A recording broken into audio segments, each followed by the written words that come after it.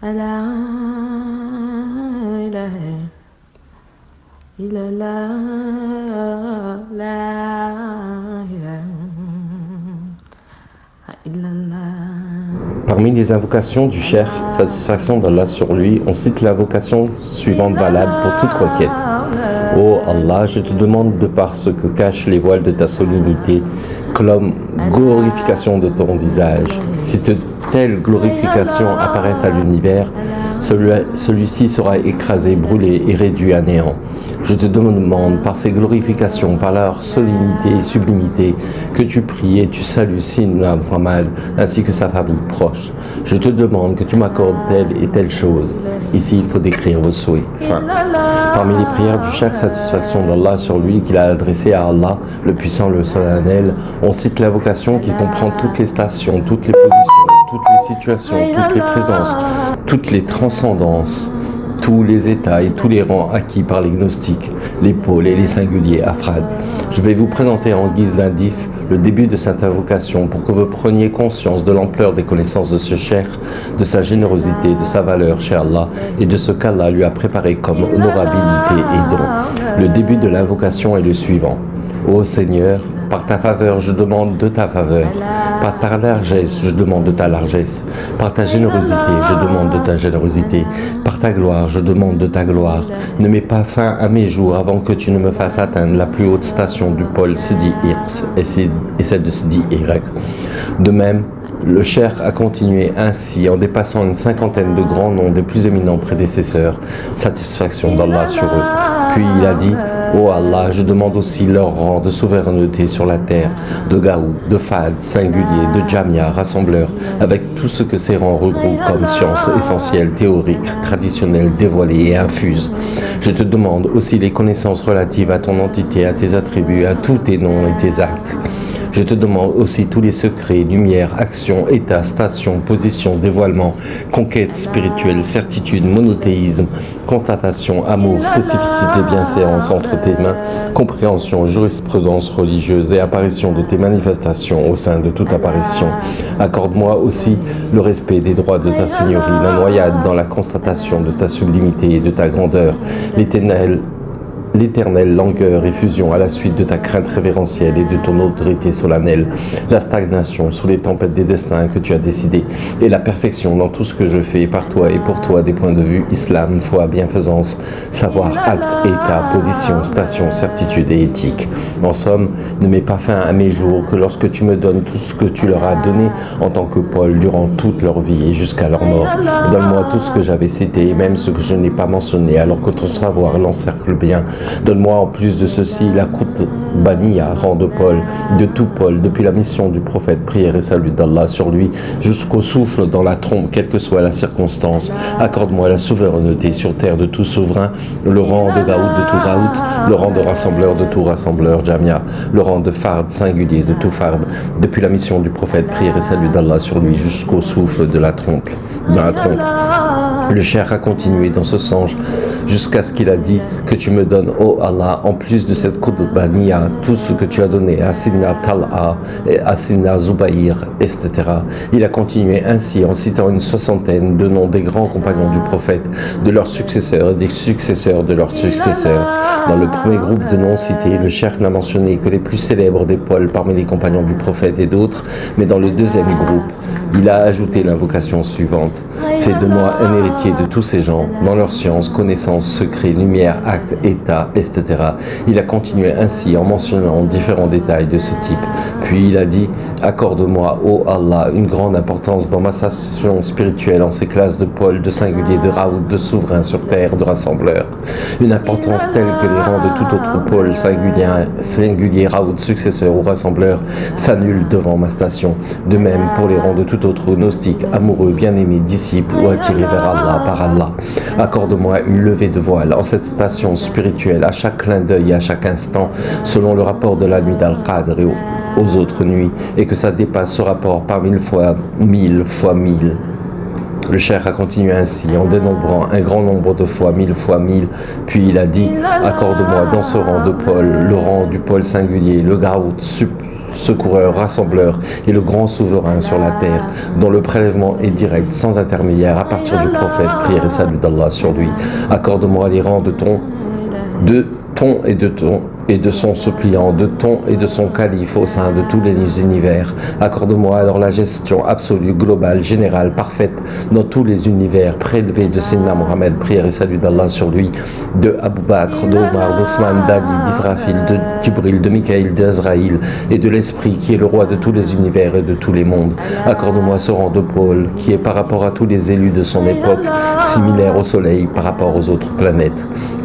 Le cheikh a continué ainsi en mentionnant un grand nombre de requêtes. Puis il a dit « Je te demande, ô Allah, que tu accordes à la connaissance par mon intermédiaire à tel et tel nombre d'êtres humains et de djinns. » Il a mentionné un nombre très élevé. Nous n'avons jamais entendu parler d'un élu qui a demandé de tels nombres. Quant à ce que le cheikh, satisfaction d'Allah sur lui, a demandé à avoir au paradis, règne, serviteur, houri, palais, différents types de paradis, tout ce que celui-ci contient, toutes choses mentionnées, déjà existantes au paradis ou non mentionnées, mais pouvant y exister. Le cheikh a demandé de tout ceci, ce qui dépasse les raisons et ne peut être cité par les langues. De chaque catégorie, il a demandé des milliers multipliés par eux-mêmes jusqu'à ce qu'il ait calculé chaque rang à part. Puis il l'a multiplié par le rang supérieur. Il a atteint un certain nombre de facteurs de 1000 que personne, à mon avis, ne peut le calculer à part lui, satisfaction d'Allah sur lui. Puis le cheikh nous a informé que le prophète, prière et salut d'Allah sur lui a garanti l'acquisition de tout ce qu'il a demandé. Louange et merci à Allah. Voilà ce qu'on a pu écrire dans cet ensemble béni qui regroupe les requêtes de notre maître, satisfaction d'Allah sur lui au début de son affaire. Mais maintenant, il a déjà acquis ce qu'il a demandé. Louange et merci à Allah. Quant à la totalité de ces demandes, on ne peut pas l'écrire ici à cause de son immensité. Ces requêtes comprennent également des choses qu'il ne faut pas dévoiler. Je n'ai mentionné ici que cette partie afin d'avoir sa bénédiction et de faire connaître la valeur de notre maître, satisfaction d'Allah sur lui, sa perfection et l'authenticité de sa grande station spirituelle de Paul. Fin. Parmi les invocations du cheikh, satisfaction d'Allah sur lui, qui nous a dicté, je cite ce qui suit. Le cheikh, satisfaction d'Allah sur lui, a dit « Ô Allah, accorde-moi ton authentification, une authentification qui fait disparaître les rapports et les rangs, les nominations et les raisons, les considérations, les illusions et les imaginations, de telle sorte qu'il n'y a ni où, ni comment, ni écriture, ni savoir, ni description, ni apaisement, ni observation, que je sois noyé en toi, à la suite de l'annihilation de l'eau et de l'autrui, et à la suite de ton authentification selon toi, comme tu es, comment tu es, sachant qu'il n'y a ni sensation, ni considération, sauf toi, par toi, pour toi, d'après toi et à partir de toi, afin que je sois dévoué à toi, à ton service, retournant à toi, allant vers toi, tout en abandonnant les pronoms et les adjonctions. Accorde-moi en tout ceci une protection grâce à ta diligence, à ton élection, à ton choix et à ton appui. Amin. Cette invocation est à citer 40 fois successive ou distribuée dans le temps. C'est une invocation pour ceux qui se coupent du monde pour Allah le Très-Haut. Fin de la dictée du cheikh, satisfaction d'Allah sur lui. Parmi les invocations du cheikh, satisfaction d'Allah sur lui, on cite l'invocation appelée Izbtaraou wa l'ibtiya, c'est-à-dire la litanie qui a pour titre la supplication et l'imploration, tout en frappant à la porte du roi sublime. Le cheikh, satisfaction d'Allah sur lui, a dit « Lisez la Fatiha après la Basmala. Au nom d'Allah, le très miséricordieux, le très miséricordieux. Et après le Taoud, sollicitation de la protection d'Allah contre le diable, une fois. Puis disez la prière Fatih, une fois. Puis dites ce qui suit. Seigneur, Seigneur Maître, voilà la position de celui qui reconnaît ses nombreux péchés, sa désobéissance, son mauvais acte et manque de complaisance. Mon état n'est pas pour toi chose cachée. Ma servilité est bien apparente entre tes mains. Je ne dispose pas d'excuses à te montrer. Je n'ai aucune preuve pour me défendre contre ce que j'ai commis comme un acte prohibé et désobéissance. J'ai commis ce que j'ai commis sans que j'ignore ta sublimité, ta solennité et l'autorité de ta grandeur. Je ne suis pas inattentif à l'égard de ton intense supplice et châtiment. Je savais que j'allais affronter ton exaspération et ta colère à la suite de mes péchés, mais en tout ceci, je ne suis pas contre toi, ni têtu devant toi, ni sous-estimant ta puissance et ta solennité. Je ne néglige pas ta puissance ni ta grandeur, mais je suis dépassé par mon malheur. Je suis emporté par ma concupiscence. J'ai alors commis ce que j'ai commis, par incapacité de résister à ma concupiscence. Ta preuve sur moi est donc claire, ta sentence en ma défaveur est applicable, mais à cause de ma faiblesse, je n'ai rien que toi pour me soutenir. soutenir. Tu es l'indulgent, le généreux, le charitable, tout miséricordieux. Tu ne rends pas vain celui qui sollicite ton aide. Tu ne renvoies pas celui qui vient vers toi. Je suis servile et dégradé devant toi. Je supplie ta solennité. Arrose-moi de ta largesse et de ta providence. Accorde-moi affectueusement ton pardon et ta clémence. Je te conjure, par ce qu'encercle ton savoir, par ta sublimité, ta solennité, ta générosité, ta gloire, par le rang de ta divinité qui regroupe la totalité de tes attributs et de tes noms, sois clément envers ma servilité et ma pauvreté. Étale la robe de ton pardon, de ta raison, de ta générosité, de ta gloire, sur tout ce qu'encercle ton savoir relativement à ceux qui me qualifient comme mauvais attributs, réfractions et lacunes en matière de droit divin que je n'ai pas pu honorer.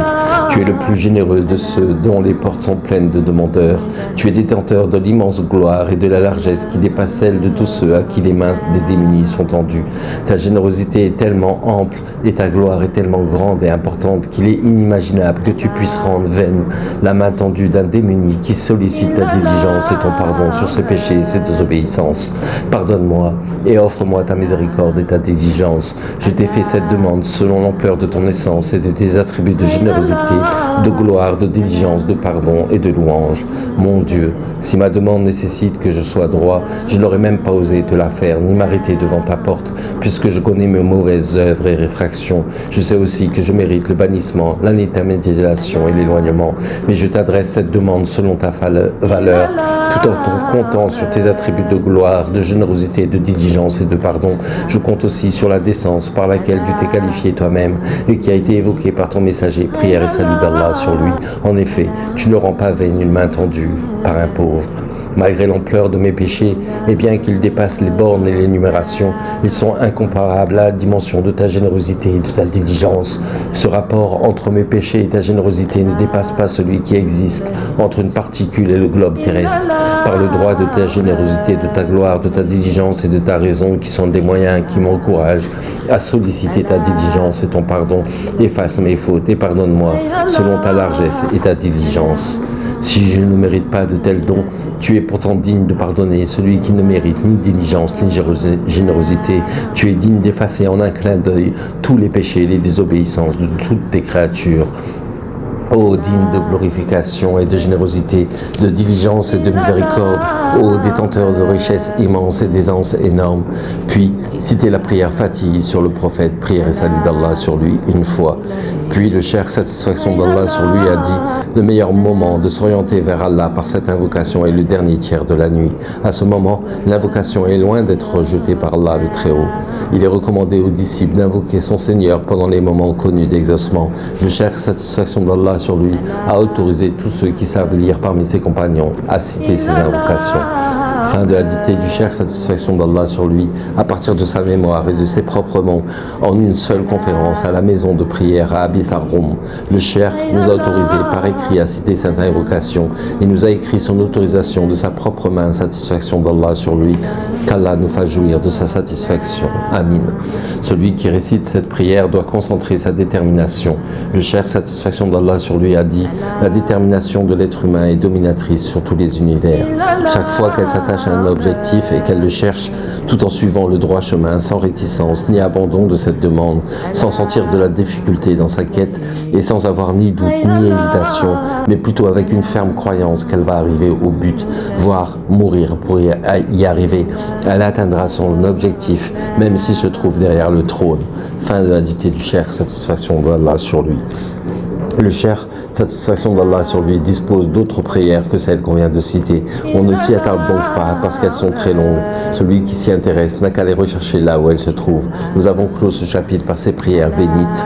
Espérons qu'Allah nous offre de leur mérite. Amen. Chapitre 5, partie 1. Ces explications des versets coraniques et des hadiths prophétiques, ces correspondances, paroles, indications et recueils de ce que j'ai entendu à partir de l'afflux de ces sciences, ces secrets et rapports. Ce chapitre comporte des parties, des ramifications et des fondements. C'est l'axe autour duquel tourne ce livre, c'est sa crème. Il est évident que notre cher Sidi Ahmed Tijani al-Hassani, qu'Allah soit satisfait de lui, a obtenu la vérité et la parfaite connaissance de cette voie soufie. Il a traversé les vagues de la mer des connaissances pour devenir un imam ancré comme une haute montagne, ayant une grande gloire et une chair pertinente. Sa chair est comme une prairie remplie de beaux jardins d'anecdotes et de sciences. Il a maîtrisé le mode de conduite humaine, les détails des secrets du savoir, les sciences divines infuses, les hautes vérités et les goûts réservés aux éminents parmi les saints. Lorsqu'il explique un hadith ou un verset coranique, il fascine les esprits et étonne merveilleusement les gens. Lorsqu'il donne un conseil, sa parole laisse une grande influence et son message transperce rapidement les cœurs. Lorsqu'il guide les gens vers Allah, sa guidance est bénéfique, attirant les esprits et les cœurs. Sa parole est un guide et une lumière, c'est aussi une guérison des cœurs. Il nous fournit souvent des indications de rang élevé, des expressions prééminentes. Il approche le lointain à la compréhension et apporte la preuve tranchante aux grands savants. Son horizon est éloquente et véridique. Il trouve toujours l'expression qui reflète sa volonté. Chaque auditeur le comprend bien et a l'impression que la parole lui est adressée. Il s'exprime d'une manière globale, symbolisée par des paraboles pertinentes, tout en guidant et groupant vers Dieu, invitant les gens par la voie de la sagesse et du meilleur conseil, appuyé par le livre saint et la sunna, auquel toute personne raisonnable se penche. Lorsque les scientifiques assistent à son conseil, il leur montre ce qui leur est caché et évoque leurs témoignages sur ce qu'ils ignorent. Il traite merveilleusement le thème du soufisme de par ses connaissances divines infuses et non pas à partir d'une bibliographie ordinaire. Il évoque alors l'amour, l'amoureux et le bien-aimé, la conduite, le ravissement, l'anéantissement, la pérennité, les mondes Moulk, Malakut et Jabarut, le monde de l'esprit, le grand et le petit dévoilement, les secrets des noms et attributs divins, le nom sublime d'Allah, ses secrets et tout ce qu'il renferme comme science et lumière, comme méthode pour les connaître, leurs effets, leur influence, leur définition, leur exigences, leurs verdicts, leurs besoins, leurs buts et objectifs. Il évoque également les états du jour du jugement dernier et les cités du monde de l'au-delà. Tout ceci, il l'évoque parfois à partir de la voie du dévoilement ou à partir du livre saint et de la sunna. Parfois, il se réfère qu'Allah se soit satisfait de lui à des savants afin de se cacher et de ne pas exposer sa levée du voile. Il évoque alors les défauts de l'âme, ses manigances et ses maladresses. Il traite le sujet du renoncement à la gestion des affaires et au choix par soi-même, de la controverse, du destin, de la reconnaissance, de l'aubaine et de l'observation qui consiste à voir que tous les faits viennent d'Allah, comme on l'a déjà mentionné dans le chapitre précédent. D'ailleurs, la parole du cheikh, satisfaction d'Allah sur lui dans tel ou tel domaine, que ce soit en connaissance ou en goût, ne pourrait être contenue dans d'innombrables tomes. Une seule séance de ces cours ne suffirait guère pour exposer ces sciences et compréhensions, mais l'objectif, c'est de collecter ce qui est présent et ramasser un peu de ce qui est dit lors de ces conférences. Cette présente collection reflète uniquement ce qu'une personne comme moi pourrait inscrire, grouper et collecter. Le cheikh, satisfaction d'Allah sur lui, a aussi des citations à travers lesquelles il donne une indication expliquant différents versets coraniques ou divers hadiths prophétiques. Ces explications ne sont en aucun cas contradictoires avec ce qui a été écrit par les premiers savants agnostiques ou ce qui a été emprunté comme voie par les grands soufis comme Roi Rajibi ou d'autres savants dévots. Satisfaction d'Allah sur eux. Qu'Allah nous fasse profiter de leur rappel, qu'il nous range dans leur groupe et qu'il nous fasse mourir dans leur conduite et dans leur affection. Il en est certes garant et capable. Ce chapitre sur les citations du cheikh est tellement vaste que nous ne pouvons pas le traiter exhaustivement avec sa diversification, les bénéfices que l'on peut en tirer et l'ensemble de ces problématiques.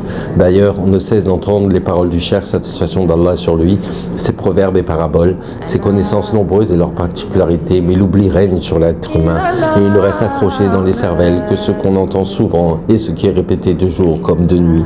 De même, si ce chapitre faisait l'objet d'un livre à part, cela aurait été juste. On pourrait d'ailleurs lui réserver toute une partie indépendante s'il plaît à Dieu et si l'on trouve une possibilité pour le faire. Nous avons déjà eu l'occasion de citer dans les chapitres précédents certains enseignements issus de ce présent chapitre, l'objectif étant de traduire le sens des phrases prononcées tout en conservant tant que possible les expressions d'origine. D'ailleurs, la citation par le sens est une chose tolérée et courante. Même les rapporteurs du hadith du prophète, que le salut d'Allah soit sur lui, ont suivi cette méthode depuis les temps reculés jusqu'à nos jours. Alors, que pensez-vous des autres rapporteurs dont le rang est nettement inférieur? Ils ne cessent d'utiliser la même méthode en construisant des expressions à l'instar de celles citées par le cheikh, satisfaction d'Allah sur lui. Qu'Allah nous fasse bénéficier de l'afflux de ses bénédictions, de ses inspirations, de ses sciences, de ses secrets, de ses connaissances et de ses lumières. Que le salut d'Allah soit sur le prophète ainsi que sur sa famille et ses compagnons. Partie 1. Explication du cheikh de certains versets coraniques en suivant la méthode adoptée par les spécialistes des signes seigneuriaux. Avant d'entamer l'explication des versets coraniques, commençons par une introduction qui élucide la citation des spécialistes de la Sunna, satisfaction d'Allah sur eux, qui disent que le Coran signifie la parole d'Allah. Vous allez alors comprendre la signification du Coran, la signification de sa lecture et celle de la parole éternelle émergente de l'entité suprême. Le cheikh, satisfaction d'Allah sur lui, a dit le dire des spécialistes de la Sunna qui stipulent que le Coran signifie le propos d'Allah est faux. On ne l'accepte que par tolérance, parce que la vérité, c'est que le Coran signifie le sens du propos éternel et non pas la parole éternelle elle-même qui émerge de l'entité suprême. Ce dire n'est pas vrai et n'est pas possible puisque les êtres créés n'arrivent jamais au Coran en le lisant, sauf par cette voie. Ils n'arriveront jamais à l'élocution identique aux propos sortant de l'entité suprême. Ils peuvent arriver par contre à son sens. C'est tellement différent. En effet, si vous entendez quelqu'un dire « ce mur et ce cheval » par exemple, et si vous répétez après lui la même chose « ce mur et ce cheval », il est clair que les mots émergeant de ta langue diffèrent des mots sortant de la sienne. Il ne s'agit pas des mêmes mots, mais il s'agit plutôt d'une union de leur signification à propos du mur et du cheval. De même, lorsqu'on lit le Coran, notre lecture ne traduit pas la signification qui se rapporte à l'entité d'Allah, le Très-Haut. Elle n'est pas non plus la signification elle-même qui se rapporte à l'entité suprême. En revanche, il y a un accord entre ce que signifie votre lecture du Coran et ce que signifie le sens qui se rapporte à l'entité d'Allah. Cette union, cet accord, est formé dans le domaine des significations de la parole. C'est à partir de là qu'il a été appelé Coran. Il n'y a aucun autre moyen à part celui-là pour lui accorder une appellation. Par exemple, Allah dit « C'est pour une juste raison qu'Allah a créé les cieux et la terre ». Soit l'araignée, verset 44. Ce qui est concevable dans ces propos, c'est la création, c'est-à-dire l'émergence du possible à partir du néant. De même, Allah, c'est le nom qui signifie l'entité suprême. Les cieux et la terre, ce sont les composantes connues de l'univers, dont lorsque tu lis, c'est pour une juste raison qu'Allah a créé les cieux et la terre, alors tu as prononcé un dire dont le sens est identique à la signification du propos d'Allah. Ta parole n'est donc pas du tout celle qui émerge réellement de l'entité suprême et ne la signifie pas non plus, mais elle signifie ses significations. C'est donc le Coran et c'est le sens le plus approprié qu'il faut lui donner. Ainsi, le nom Coran est donné aux propos émergents de l'être créé, dont le sens est identique à la signification des mots d'Allah. Il n'est pas attribué au sens émergent de l'entité suprême. Ce sens ne peut en aucun cas être appelé Coran. C'est plutôt un attribut qui se rapporte à l'entité suprême. Ce n'est pas le Coran qu'on lit et qu'on prononce. Ceci vous montre que lorsque tu es au courant de certaines connaissances, il ne faut pas croire qu'il s'agit du sens de la connaissance d'Allah, mais plutôt du sens des significations de cette connaissance d'Allah. Donc, la signification de tes connaissances est la signification de la connaissance d'Allah. Cependant, ta connaissance ne peut pas être celle d'Allah le Très-Haut. Ce sont deux grandeurs tout à fait différentes. Il en est de même pour lui, la vision et la volonté. La signification de ta volonté est la signification de la volonté d'Allah, mais ta volonté n'est pas la sienne et elle ne la signifie pas. Vous pouvez extrapoler cet exemple au propos éternel. Fin de la dictée du cheikh. Puis le cheikh, satisfaction d'Allah sur lui, a dit « Parlons de ce que l'on doit préférer. Est-ce la prière sur le prophète, prière et salut d'Allah sur lui, ou la lecture du Coran? Le Coran est évidemment préféré à tout autre propos, qu'il soit sous forme de litanie, zikr, de prière sur le prophète, prière et salut d'Allah sur lui, ou sous d'autres formes. Ceci est indiscutable, très clair et connu dans tout document relatif à la charia et à ses fondements. Toutes les publications authentiques en témoignent. Cette préférence du Coran est due aux deux aspects suivants. Il traduit la parole de l'entité suprême qui est qualifiée de sublimité et de solennité. En ce rang, aucun propos ne lui est égal. Ce qu'il signifie comme science, connaissance, belle valeur, voie de guidance, bonne mœur, verdict divin et attribut élevé dont seuls les saints sont qualifiés, en ce rang également aucun propos ne lui est égal. Seuls les gnostiques peuvent atteindre le mérite du Coran en prenant compte de ces deux aspects. Ces gnostiques dont le voile est levé ont la possibilité de voir les océans de la vérité. Ils sont toujours en train de nager dans les profondeurs. Celui qui se trouve à ce rang de spiritualité, pour lui le Coran est le meilleur zikr, parce qu'il comprend les deux aspects susmentionnés. Pour ce gnostique, le Coran est la meilleure litanie, parce qu'il l'entend directement de l'entité suprême. Il ne l'entend pas tout le temps directement de lui, mais quand il pense à Allah en se concentrant et en se réduisant à néant devant lui, il arrive à l'entendre directement de l'entité suprême. suprême. Le deuxième rang des lecteurs du Coran, qui est bien sûr inférieur au premier rang, sera occupé par ceux qui comprennent les significations apparentes des versets du Coran et qui se comportent comme s'ils écoutaient Allah lui-même lire le Coran tout en se pliant à ses lois. Ces types de lecteurs rejoignent la vertu de la première catégorie, mais ils s'y positionnent au-dessous. Le troisième rang dans la lecture du Coran est occupé par celui qui ne fait que lire les lettres, mais qui ne comprend rien du tout des significations des mots et des versets. Celui-ci, comme les non-arabophones qui ne comprennent pas l'arabe, est dans la bonne voie s'il croit que le Coran traduit le propos d'Allah. Il écoute alors sa lecture comme s'il entendait Allah lire ces versets sans même comprendre leur signification. Ce lecteur est classé bien au-dessous des autres rangs, mais il a sa part de la récompense s'il respecte bien les devoirs religieux, ses limites et les conditions de la lecture coranique.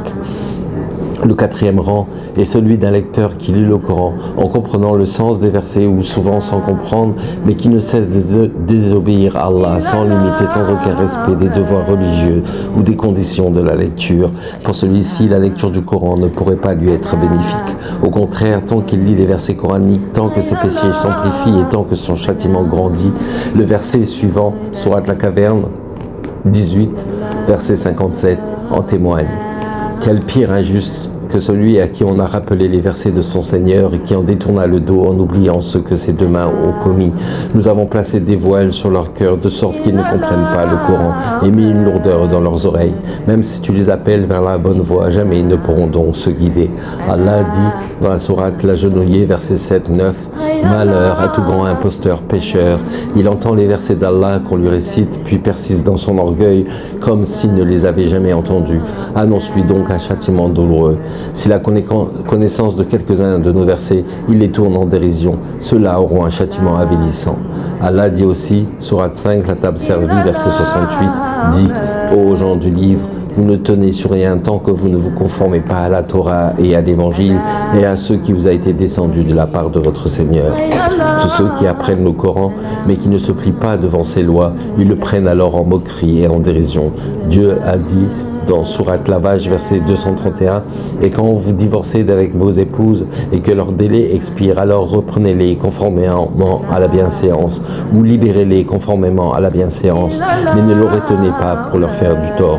Vous transgresseriez alors et quiconque agit ainsi se fait du tort à lui-même.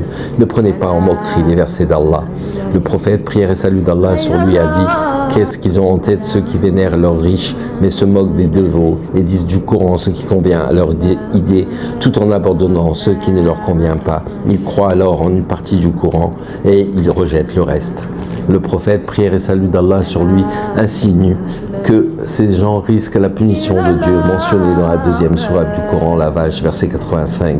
Croyez-vous donc en une partie du livre et rejetez-vous le reste? Ceux d'entre vous qui agissent de la sorte ne méritent que l'ignominie dans cette vie, et au jour de la résurrection, ils seront refoulés au plus dur châtiment, et Allah n'est pas inattentif à ce que vous faites.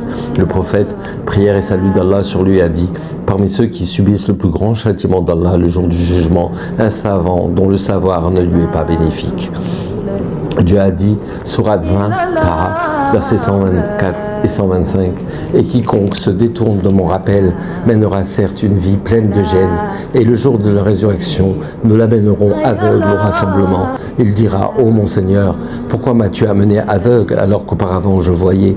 Allah lui dira, de même que nos signes, enseignements t'étaient venus, et que tu les as oubliés, ainsi aujourd'hui tu es oublié. » C'est ainsi que celui qui abandonne l'application du Coran dans sa vie quotidienne est considéré comme s'il l'a oublié.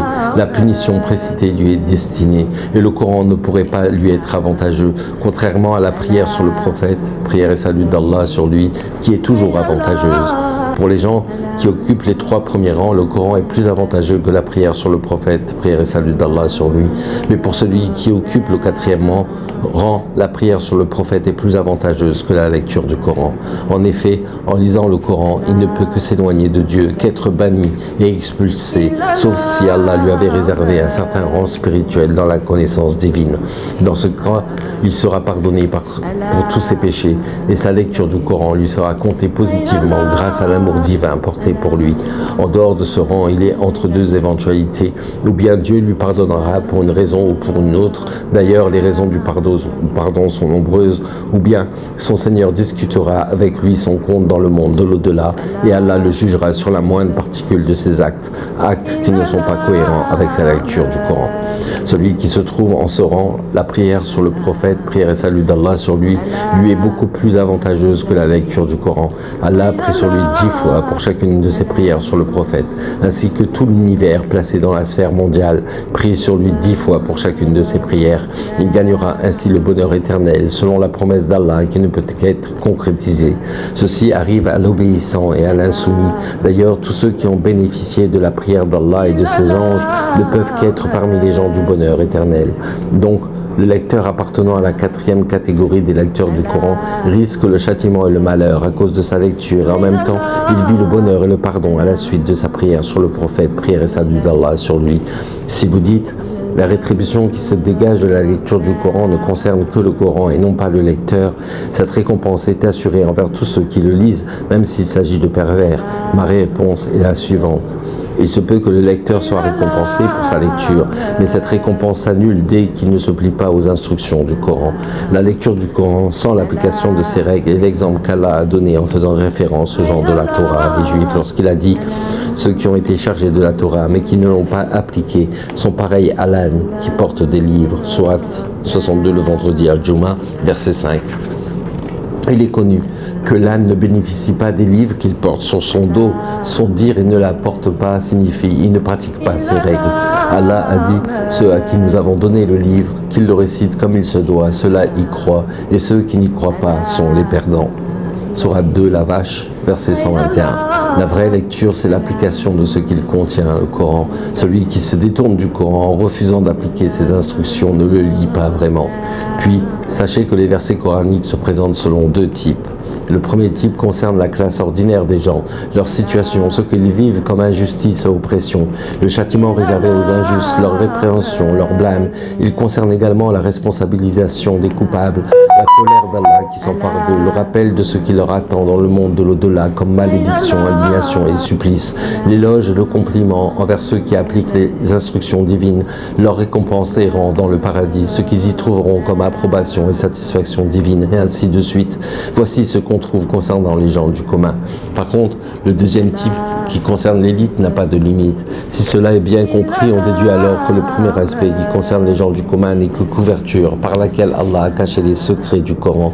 Ces secrets et leur goût connus par l'élite dépassent la perception, la sensation et la raison par lesquels les gens du commun captent la réalité. Il faut donc tenir en secret ce qui existe sur la voie de l'élite. Allah ne veut pas le montrer sauf à l'élite parmi ses créatures.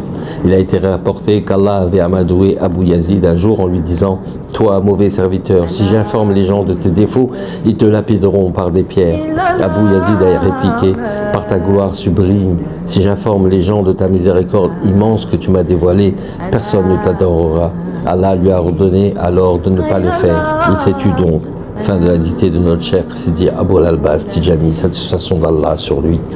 Puis le cher satisfaction d'Allah sur lui a dit « Le Coran est le meilleur zikr, litanie, mais sa conduite exige que le lecteur s'efforce lors de sa lecture de constater que c'est Allah qui lit et lui il entend.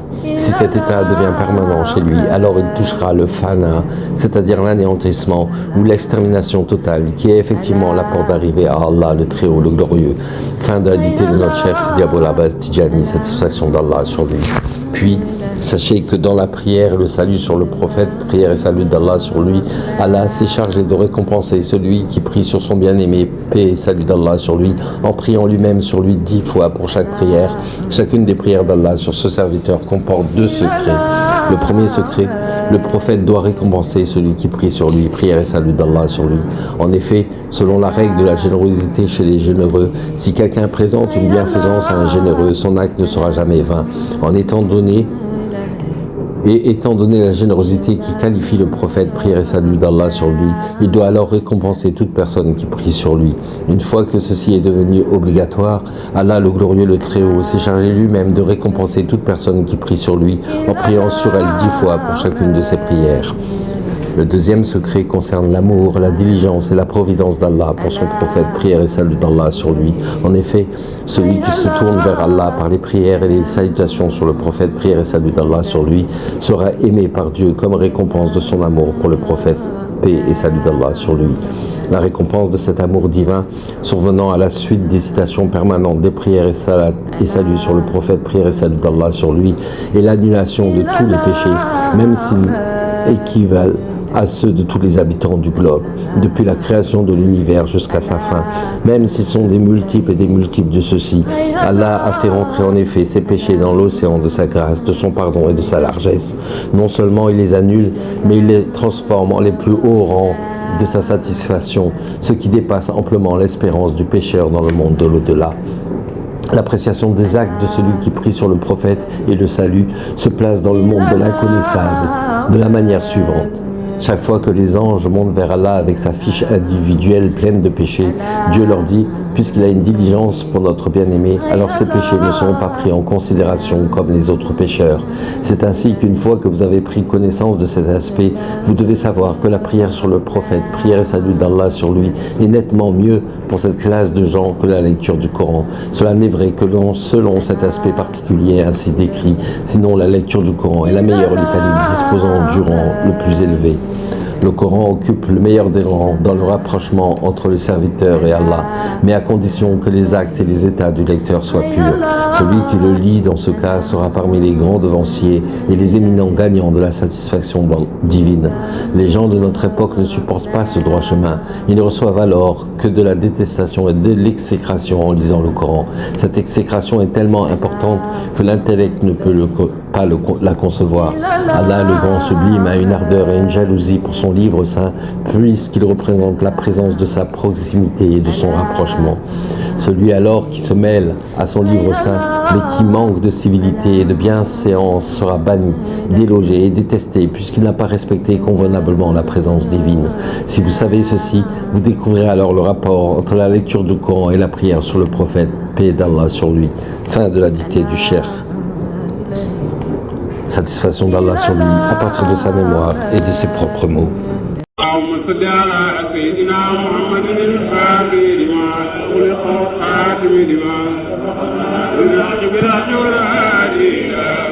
المستقيم على آله حق قدره ومقداره